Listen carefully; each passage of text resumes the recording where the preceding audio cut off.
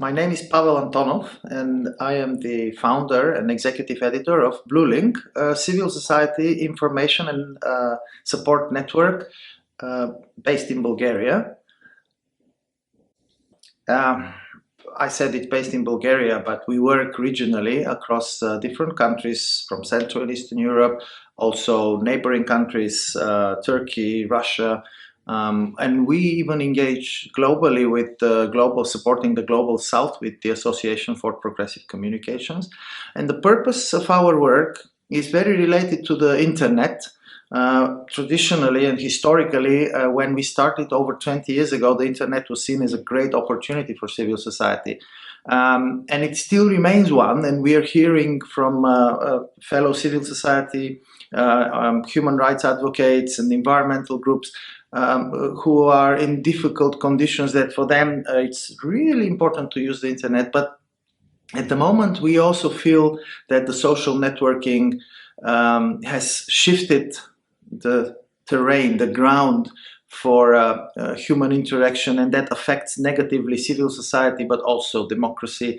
And so we also work on journalism, we do social analysis, and we put people and organizations together to achieve their goals.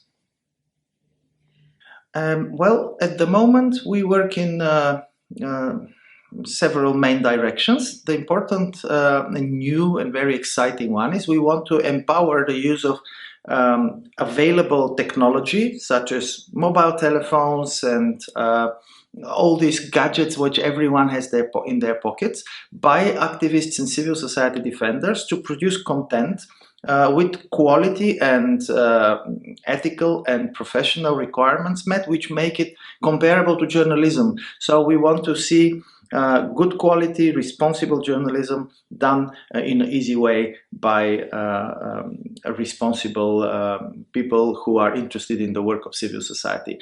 And we're also working in various thematic fields. Environment is one. We support human rights defenders. Democracy unfortunately faces major challenges, and unfortunately also within the EU. So we are trying to network and to put civil society organizations and citizens together. And one of the main areas we look at the moment is also the interference of major industries such as tobacco in democratic decision making, in mass media, and how societies need to respond to this. Participation is something we've in Eastern Europe have been very concerned about for the last 20 or 30 years, since our societies went to the democracy direction, and particularly BlueLink has been supportive of policies and actions that enable citizens and citizen organizations to take part in decision making. We have put in place electronic platforms over the years whereby government officials can consult and take the opinions and participation of citizens. But it is now, I think, a look back to it from today's perspective, I think it is probably the most essential component of our democracy. If our democracies enable participation, if they work for the citizens and allow them to control their ruling government elites and to influence their decisions, that it means our democracies work. But that when it is not happening, like in some of the countries where we work in, Bulgaria, Hungary, we just heard yesterday here at the roundtable about Malta, then this is a problem. Then our democracies need fixing urgently, because otherwise they become dysfunctional.